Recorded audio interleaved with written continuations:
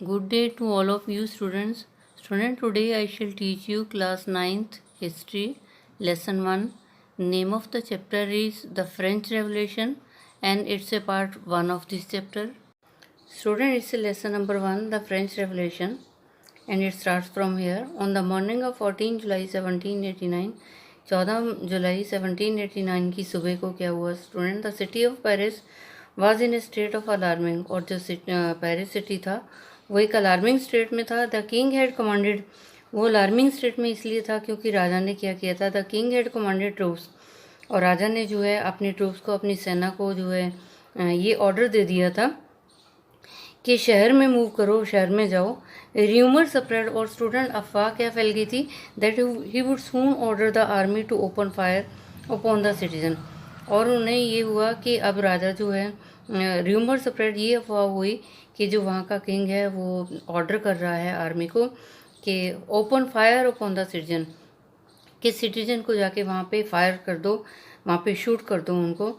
Some 7,000 man and women gathered in front of the town hall, और कुछ 7,000 के करीब आदमी और औरत जो है टाउन हॉल के सामने सब इकट्ठे हो गए. And decided to form people's militia, और लोगों ने सोचा कि हम अपनी आर्मी बनाएंगे, अपनी मिलिट्री बनाएंगे. They broke into A number of government buildings in search of arms, और उन्होंने क्या किया, जो 7,000 आदमी और औरत इकट्ठे हुए थे वो they broke into A number of government buildings, वो गवर्नमेंट की जो बिल्डिंग्स थी उनमें जो है अंदर घुस गए इन सर्च ऑफ आर्म्स, और वो हथियारों की तलाशी करने लगे. Finally A group of several hundred people March towards the eastern part of city, और फाइनली अक्सर स्टूडेंट क्या हुआ कि बहुत सारे, कुछ 100 लोग जो हैं उन्होंने मार्च करना शुरू कर दिया eastern part of the city, eastern part में जो है जाना शुरू कर दिया. And storm the fortress prison, और जो वहाँ पे फोर्ट्रेस प्रिजन थी, जेल थी, और उसके अंदर घुस गए. द बेस्टिल, जिसका नाम था बेस्टिल, बेस्टिल की जो है प्रिजन थी, जो जेल, उसके अंदर चले गए. Where they hope to find hoarded ammunition, और उन्हें ये उम्मीद थी कि वहाँ पे जब वो जेल में अंदर जाएंगे वहाँ पे उन्हें कुछ जो है इकट्ठे हथियार के वो जो है मिलेंगे. In the arm fight that followed the commanders of the Bastille was killed. And in the arm fight, कहते ये जो हथियारों का युद्ध चल रहा था इसमें क्या हुआ था स्टूडेंट, जो कमांडर था बेस्टाइल का, जो जेल का कमांडर था वो मर गया, उसको जान से मार दिया. एंड द प्रिजनर्स रिलीज, और जो जेल में से कैदी थे उनको जो है वहाँ से निकाल दिया गया. Though there were only 7 of them, कहते यदि भी वो 7 ही थे उनमें से, yet the Bastille was hated by all, परंतु बेस्टाइल से जो है सभी लोग नफरत करते थे. So yet the Bastille was hated by all, क्यों बेस्टाइल जो प्रिजन था, जो जेल था, उसको जो है सभी उससे नफरत करते थे. Because it stood for the despotic ruler, because it stood for the despotic power of the king, क्योंकि ये एक राजा की जो है डेस्पोटिक पावर थी, वो बहुत ही निर्दयता से जो है उस पर रूल कर रहा था. द फोर्ट्रेस वॉज डेमोलिस्ड, और जो वहाँ पे वो फोर्ट्रेस था, जो प्रिजन था, जेल थी, वो उसको डेमोलिश कर दिया, लोगों ने उसमें तोड़ फोड़ कर दी. And its stone fragments were sold in the markets, और जो उसके टुकड़े थे, फ्रेगमेंट्स होते टुकड़े, जो इसके पत्थर के टुकड़े थे, जो जेल को जो है लोगों ने तोड़ दिया मिलके, और जो उसके टुकड़े थे उसको मार्केट में बेच दिया गया. Who wish to keep a souvenir of its destruction, क्योंकि वो इस डिस्ट्रक्शन की जो है, जो ये विनाश हुआ है जेल का, फोर्ट्रेस का, प्रिजन का, बेस्टाइल का, उसकी याद के लिए जो है, उसकी यादगार के लिए उसके टुकड़े जो है वो मार्केट में बेच दिए गए. The days that followed saw more rioting both in Paris and the countryside. The days that followed, और आगे आने वाले दिनों में भी क्या हुआ स्टूडेंट, मोर रियोटिंग्स, बहुत झगड़ा हुआ, मारधाड़ हुई, बहुत इन पेरिस में भी और कंट्री साइड में भी, दोनों में जो है बहुत हिंसा हुई. Most people were protesting against the high price of bread, और बहुत सारे लोग तो ये विद्रोह कर रहे थे, ये प्रोटेस्ट कर रहे थे, विद्रोह कर रहे थे against the high price of bread, कि जो ब्रेड का रेट है वो बहुत बढ़ा दिया गया हुआ है. Much later one historian looked back upon this time, और बहुत बाद में जो है जब इतिहासकारों ने इसको पीछे देखा, पीछे वाले टाइम को देखा, they saw it as the beginning of a chain of the events, तो उन्होंने देखा कि ये जो घटनाएं हैं ना सब एक चेन से चल रही हैं. That ultimately led to the execution of the king in France. तो जब इतिहासकारों ने ये देखा कि पीछे क्या क्या घटनाएं हुई, तो उन्होंने पीछे जितनी भी घटनाएं हुई सबको जो है एक चेन से देखा, और उन्होंने क्या देखा कि ultimately led to the execution of the king France. King in France, और जो राजा था फ्रांस का, तो अल्टीमेटली क्या हुआ, उसको एग्जीक्यूशन कर दिया, उसको जो है मार दिया, उसको जान से मार दिया, उसको फांसी दे दी। Though most people at the time did not anticipate this outcome, लेकिन उस समय कहते यद्यपि लोगों को ये नहीं पता था कि इसका रिजल्ट क्या होगा। How and why did this happen, how कैसे और ये क्यों हुआ, क्यों घटना ये हुई। Student our next point is French society during the late 18th century. 18th century में जो है फ्रेंच सोसाइटी कैसे थी, उसका समाज कैसा था फ्रांस का। इन 1774 में क्या था student, Louis 16 of the Bourbon family of king ascended the throne of France. 1774 में जो है लुइस 16 जो था बॉर्बन फैमिली का था, और वो राजा बना फ्रांस का, जो है उसे जो है राजा बना दिया गया। ही वॉज 20 ईयर्स ओल्ड, और वह उस समय 20 साल का था। And married to the Austrian princess Marie Antoinette, और मैरी एंटोनियन से जो है उसकी शादी हुई थी, जो ऑस्ट्रियन प्रिंसेस थी। Upon he succession the new king found an empty treasure, और जब वो राजा बना तो क्या था स्टूडेंट, जो ट्रेजर था, जो खजाना था, वो बिल्कुल ही खाली था। लॉन्ग ईयर्स ऑफ वार, क्या कारण थे जो उसका खजाना खाली था student, long year of war, क्योंकि बहुत लंबे टाइम तक युद्ध रहे, had drained the financial resources of the France. तो पहला कारण तो ये था कि बहुत लंबे टाइम तक युद्ध रहे, इसी वजह से जो है drain the financial resource of France, जो फ्रांस के फाइनेंशियल रिसोर्स थे वो ड्रेन हो गए, वो ख़त्म हो गए, कम हो गए। Added to this was the cost of maintaining an extravagant court at the immense palace of Versailles.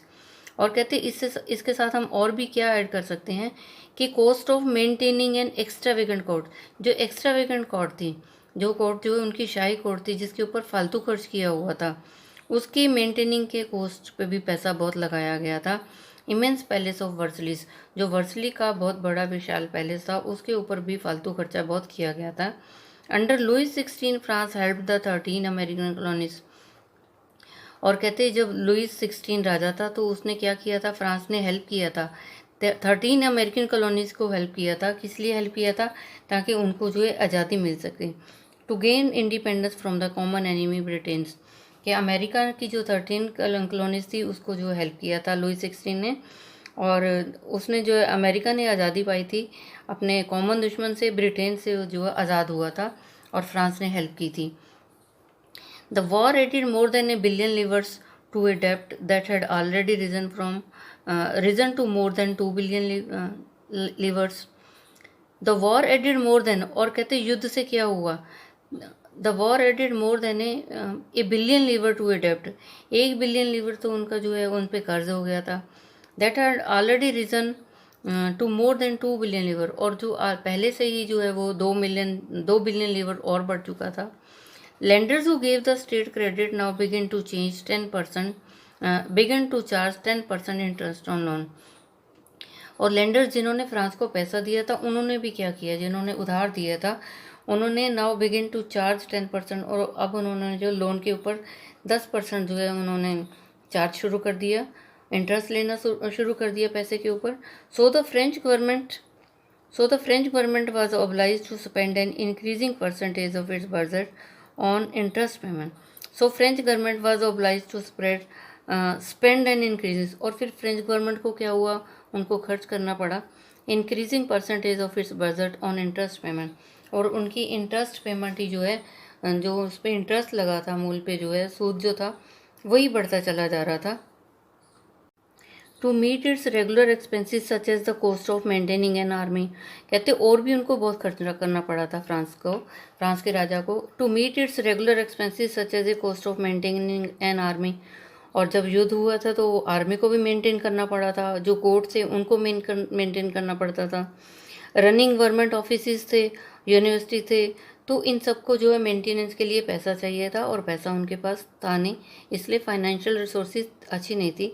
The state was force to increase tax, और स्टेट जब पैसा नहीं था तो स्टेट ने क्या किया, फोर्स किया लोगों को कि टैक्स उनको जो है बढ़ा दिए गए।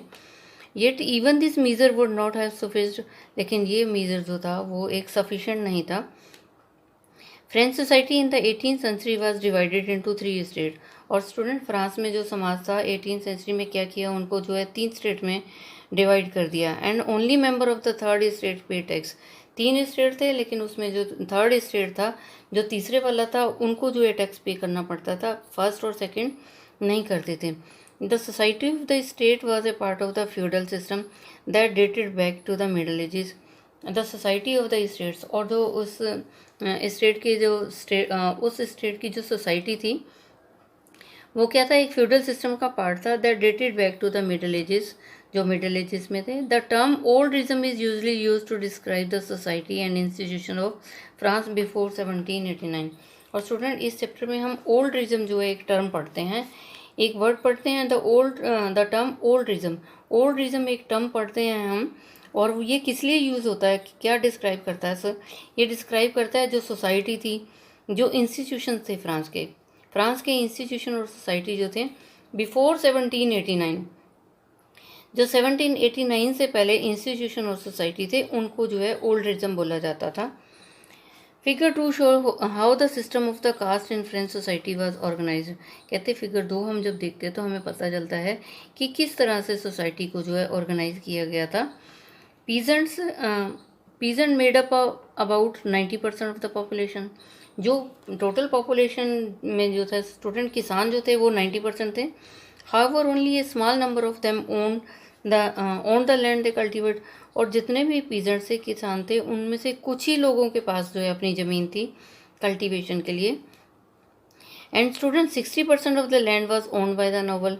और 60% ओन ज़मीन जो थी वो नोबल्स लोगों के पास थी, चर्च के पास थी, और जो अमीर आदमी थे, रिच मेंबर्स थे थर्ड स्टेट के, उनके पास थी। तो the members of the first 2 states, और जो पहले स्टेट्स के जो मेंबर थे, पहले 2 स्टेट्स के, पहले 2 स्टेट्स कौन थे स्टूडेंट? क्लर्जी और नॉवेल्टी थे। पहले 2 स्टेट, फर्स्ट 2 स्टेट में आ जाता है, पहले में आता है क्लर्जी, दूसरे में आता है नॉबल, और जो थर्ड में आता है वो कॉमन पर्सन आ जाते हैं, जैसे बिग बिजनेसमैन है, मर्चेंट है, और ऑफिशियल्स हैं, कोर्ट ऑफिशियल्स हैं, ये लायर्स हैं, पीजेंट्स हैं, artisan, small peasants, landless labour, servants, ये सब थर्ड में आ जाते हैं। तो member of the first 2 states that is the clergy and the novelty. तो जो पहले जो 2 मेंबर थे, पहले 2 स्टेट के मेंबर थे, वो क्लर्जी और नॉवेल्टी थे। और स्टूडेंट वो क्या करते थे? एंजॉय सर्टेन प्रिविलेज, उनको जो है स्पेशली अधिकार दिए गए थे बाय बर्थ से ही उनको स्पेशल अधिकार दे दिए गए थे। Student, the most important of these was exemption from paying taxes to the state. कहते जो नोबल और क्लर्जी थे, एक तो ये थे कि वो उनको स्पेशल सर्टन प्रिविलेज मिले थे बाय बर्थ ही, और दूसरा था क्या, उनको टैक्स नहीं देना पड़ता था। देवर एग्जम्पशन, उनको एग्जम्पशन था कि वो टैक्स नहीं देंगे। The nobles further enjoyed feudal privilege, और नोबल्स को जो है वो फ्यूडल जो अधिकार थे वो भी जो है वो एंजॉय करते थे। दीज इंक्लूड्स फ्यूडल ड्यूज, ये फ्यूडल ड्यूज थे इंक्लूड करते थे, which they extract from the peasants. और ये जो फ्यूडल ड्यूज जो प्रिविलेज जो है वो एंजॉय करते थे, ये जो पैसा है ये किसानों से लेते थे। Peasants were obliged to render service to the lord, और पीजेंट्स जो थे, किसानों को ये कहा जाता था कि वो सर्विस करेंगे किनकी? लॉर्ड की, जो वहाँ पे मालिक लोग हैं उनकी जॉब करेंगे। To work in his house, और उनके घर पे काम करेंगे, उनके खेतों में काम करेंगे। And to serve in the army, army में भी जाएंगे। And to participate in the building roads, और बिल्डिंग रोड्स भी बनाएंगे वो। The church to extracted its share of taxes called tithes, और चर्च भी टैक्स लेता था जिसको टिथिस बोला जाता था। एंड स्टूडेंट, टिथिस क्या होता है? A tax levied by the church comprising 1/10 of the agriculture produce. और टिथे ये होता है जो किसानों का 1/10 हिस्सा होता है, वो चर्च वाले एज ए टिथिस ले लेते थे, एज ए टैक्स ले लेते थे। And finally all members of the third state had to pay tax to the state. और स्टूडेंट, जो all the members of the third state, जो थर्ड स्टेट के मेंबर थे, उनको क्या करना पड़ता था? Had to pay tax to the state, उनको भी स्टेट को टैक्स देना पड़ता था। These included a direct tax, इसको डायरेक्ट टैक्स बोलते हैं। डायरेक्ट टैक्स को क्या बोलते हैं स्टूडेंट? टैली बोलते हैं। और टैली क्या होता है? Tax to be paid directly to the state. Taille का मतलब होता है टैक्स जो दिया जाता है डायरेक्टली जो है स्टेट को दे दिया जाता है। And A number of indirect tax which were limited on the article of everyday consumption. A number of indirect tax, और कहते बहुत सारे जो इनडायरेक्ट टैक्स थे, ये तो डायरेक्ट टैक्स था जो टैली जो है स्टेट को दिया जाता था।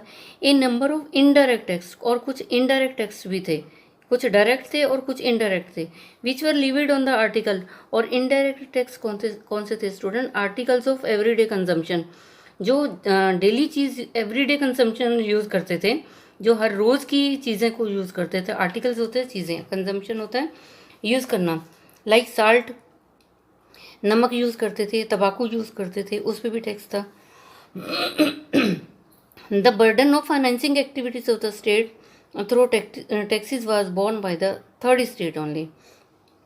और कहते हैं जब the burden of the financing activities, और जो ये फाइनेंस की जितनी भी एक्टिविटी थी उसका सारा बोझ किस पे था स्टूडेंट? स्टेट की जितनी भी फाइनेंसिंग एक्टिविटी थी उसका वजन किस पे था? उसके टैक्स का वजन जो था वो थर्ड स्टेट पे था, क्योंकि थर्ड स्टेट को जो है सबसे ज़्यादा बर्दाश्त करना पड़ता था, फेस करना पड़ता था। Student here you can see a figure, first state, second state और third state. So first state में आते थे कि कलरजी आते थे, और सेकेंड स्टेट में आते थे नवल्टी, और थर्ड स्टेट में ये लोग आते थे big businessman, merchants, court official, lawyers, peasants and artisans, small peasants, landers, labour and servant. और इनको ही जो है समाज में ज़्यादा जो है प्रॉब्लम्स आती थी, इनको जो ज़्यादा सफ़र करना पड़ता था। और ये जो दो थे, इनको ये जो बाय बर्थ ही जो है सारे प्रिविलेज जो है enjoy करते थे। So student, I have taught you one part of this chapter, and rest of the things I shall tell you in the next education video. I think you might have understood. Student, you tell it to other student also, so that they can also understand this chapter. And students, stay safe, stay at home, obey your parents. Thank you. Have a nice day. God bless you all.